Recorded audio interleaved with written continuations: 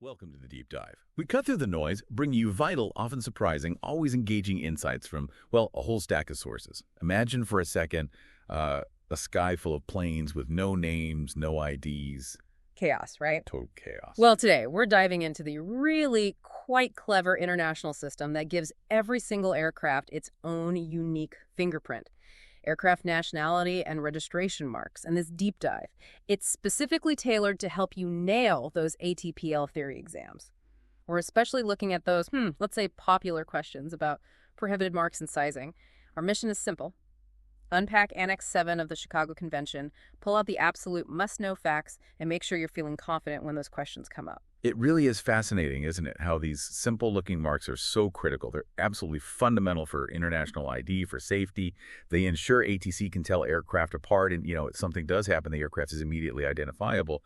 And yeah, our source material today is pulling directly from the foundational document on aircraft nationality and registration marks. Key stuff. Okay, let's start right at the beginning then. Why do all aircraft need these markings anyway?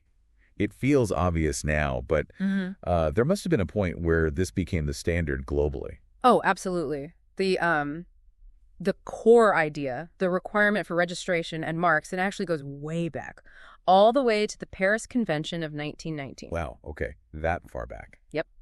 And then bringing it up to date, Annex 7 of the Chicago Convention is where it's all laid out meticulously for today's aviation.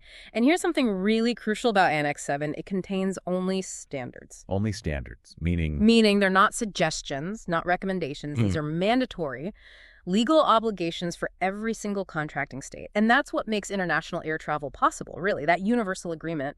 Imagine the mess, the risk, if every country had different rules at the border. That's a really powerful point, the sheer necessity of it. But I did notice something interesting in the sources.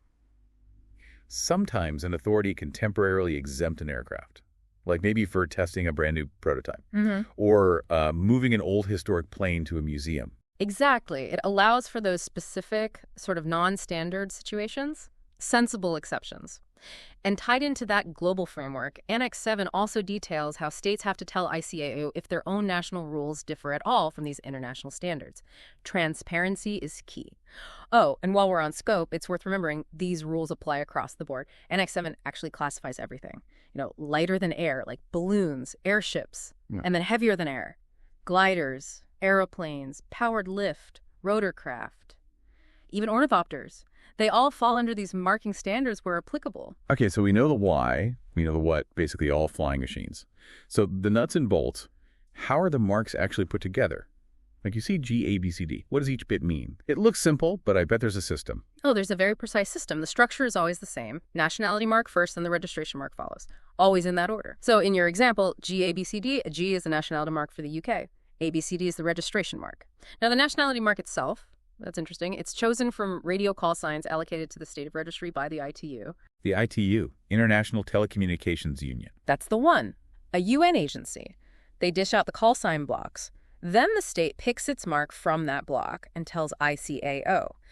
And these nationality marks can be, well, quite varied. Single letters, multiple letters, letters and numbers mixed.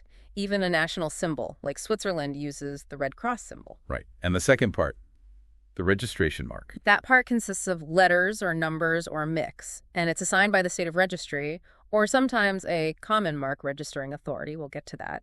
They pick from a list they maintain. Now, here's a detail that often trips people up, especially in exams. The hyphen rule. Ah, yeah, the hyphen.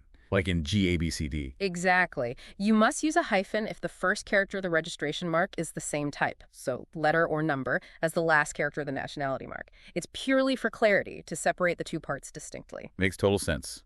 Avoids any confusion. Okay, that brings up the term you mentioned, common mark. What exactly is that? Sounds specialized. It is. All right.